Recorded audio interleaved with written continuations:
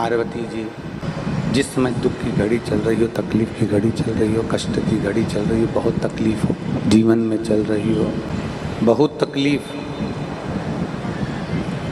जब जिंदगी में चल रही हो, उस समय पर 2 बेलपत्र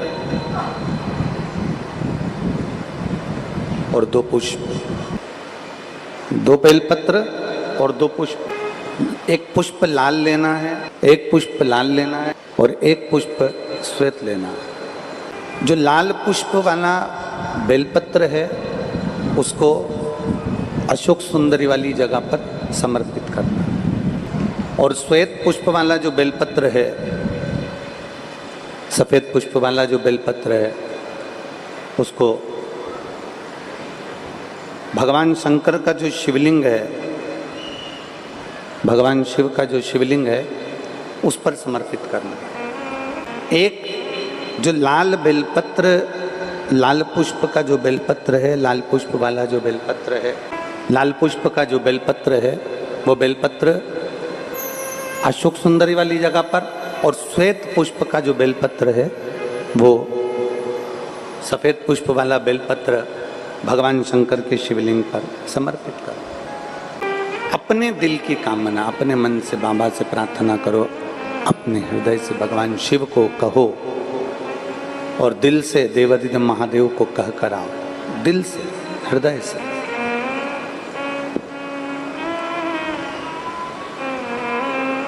जब दिल से बाबा देवादिदेव महादेव से कहोगे,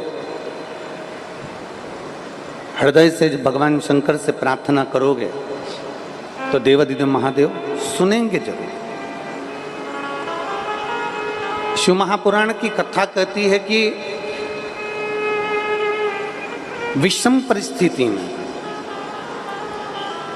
तकलीफ की घड़ी में, विषम परिस्थिति में, तकलीफ की घड़ी में, कष्ट की घड़ी में, विषम परिस्थिति में प्रयास करो कि हम शंकर और पार्वती, शिव और पार्वती को पुकारें। विषम परिस्थिति हम भगवान शंकर और पार्वती जी का स्मरण करें। विषम परिस्थिति में हम देवादिदेव महादेव और माता पार्वती का स्मरण करें।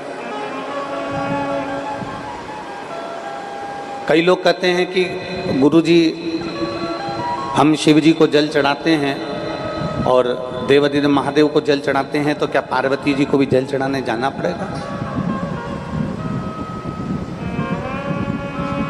पार्वती जी को भी जल चढ़ाने के लिए जाना है? शिव महापुराण की कथा कहती है, आप अगर हृदय रखकर जड़ ध्यान देंगे, जैसे ये शिवलिंग है, ये जलाधारी है, और अगर आप हृदय रखकर, जब हम देवादिदेव महादेव को जल चढ़ाते हैं, शंकर जी को जल चढ़ाते हैं, और वहीं जल चढ़ाते चढ़ाते आप अशोक सुंदरी वाली जगह अर्थात माता पार्वती जी का हस्तकमल और अशोक सुंदरी वाली जगह पर भी अपने जल को थोड़ी सी धार लगा देते हैं, तो शंकर और पार्वती दोनों को ही वो जल समर्पित हो जाता है। वैसे तो शिव महापुराण की कथा ये कहती है कि केवल एक देवादिदेव महादेव को जल चढ़ा देने से,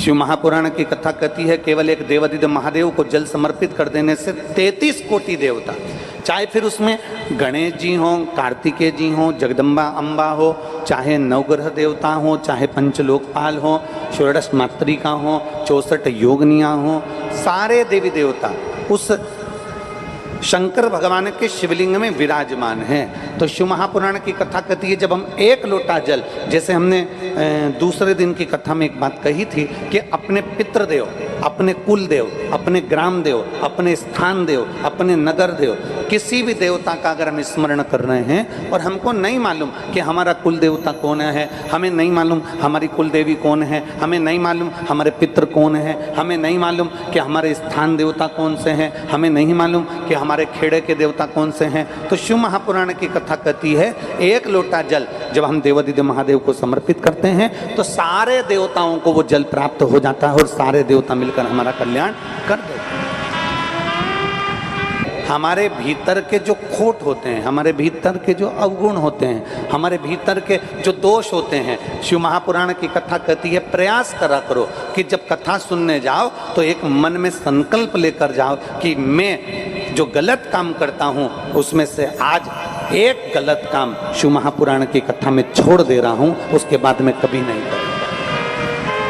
होता है गुरु गुरु होता है, साधु साधु होता है, तपस्वी तपस्वी होता है, साधक साधक होता है, उपासक उपासक होता है। दुनिया में सबसे कोमल दिल, दुनिया में सबसे नम्र दिल, दुनिया में सबसे स्नेहिल दिल अगर माना गया है तो किसी संत साधु गुरुजन ब्राह्मण जन तपस्वी जन साधक और उपासक का माना गया। गुरु एक ऐसा होता है गुस्सा कर भी देता है, क्रोध कर भी देता है। संत साधु सन्यासी तपस्वी साधक उपासक अगर क्रोध कर भी देते हैं तो संत साधु सन्यासी तपस्वी साधक उपासक का जो हृदय होता है इतना भगवान की भक्ति में डूबा डूबा इतना नर्म हो जाता है कि अगर गुस्सा कर भी देता है तो दूसरे क्षण में माफ कर भी देता है। वो संत वो साधु वो गुरुजन वो तपस्वी वो साधक वो उपासक।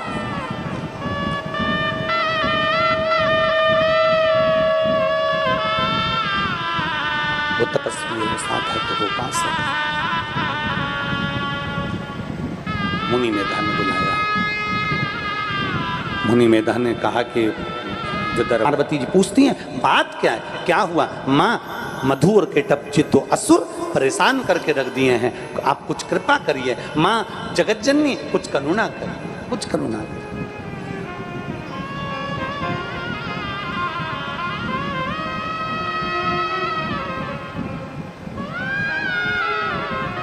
विनय करा, निवेदन करा कि अम्बे तू है जगदम्बे काली, जय दुर्गे खप्पर वाली, तेरे ही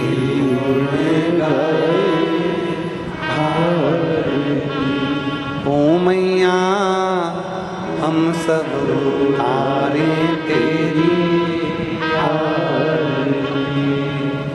तेरे। सिस्टर थप मारकर चिमटी खोड़कर रुलाते हैं, क्योंकि डॉक्टर भी कहते हैं आज रोएगा तो मरेगा तब तक रोएगा, क्योंकि दुनिया के लोग केवल रुलाना जानते हैं, शिव महापुराण हंसाना जानती है, मुस्कुराना जानती है।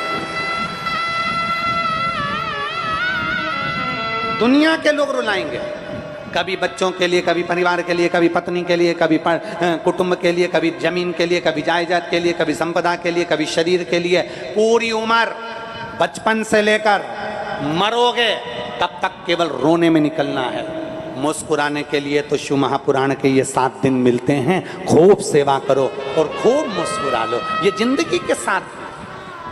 और केवल शिव महापुराण के 7 दिन से मतलब ये नहीं है कि शिव पुराण के 7 दिन है, हमारी जिंदगी के 7 दिन है। रविवार, सोमवार, मंगल, बुध, गुरु, शुक्र, शनि, ये हमारी जिंदगी के 7 दिन हैं। इन 7 दिनों में खूब मुस्कुरा लो, क्योंकि ये 7 दिन अंतिम। श्रीमद् भागवत की कथा कितने दिन की होती है? बोलो बोलो जम के, 7 दिन की। गिरि गोवर्धन पर्वत को भगवान कृष्ण ने अपनी उंगली पर उठाया, कितने कोस का? 7 कोस। कितने दिन तक उठा कर रखा? 7 दिन तक। अपना जन्म कितने दिन में हुआ? आप और हम कब पैदा हुए? कोई रविवार को, कोई सोमवार को, कोई मंगलवार को, कोई बुधवार को, कोई गुरुवार को, कोई शुक्रवार को, कोई शनिवार को। 7 दिन में पैदा हुए। मरोगे कितने दिन में? अरे बोलो तो जम के, 7 दिन में। अलग से तुम्हारे लिए कोई दिन लिख कर नहीं आएगा, इन्हीं 7 दिन में। रविवार, सोमवार, मंगल, बुध, गुरु, शुक्र और शनि, इन्हीं 7 दिन में जन्म हुआ, इन्हीं 7 दिन में जाना है। और यही 7 दिन की शिव पुराण कहती है। रविवार को जन्म हुआ, सोमवार को बड़े हुए, मंगलवार को ब्याह हुआ, बुधवार को बच्चे हुए, गुरुवार को बीमार पड़े, शुक्रवार को हॉस्पिटल गए, शनिवार को सीताराम हो गए। 7 दिन में निकले।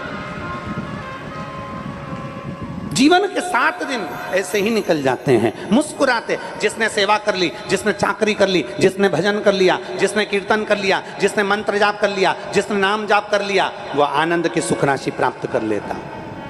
मैं पूरे छत्तीसगढ़ वासियों को गंडई के निवासियों को धन्यवाद देता हूं।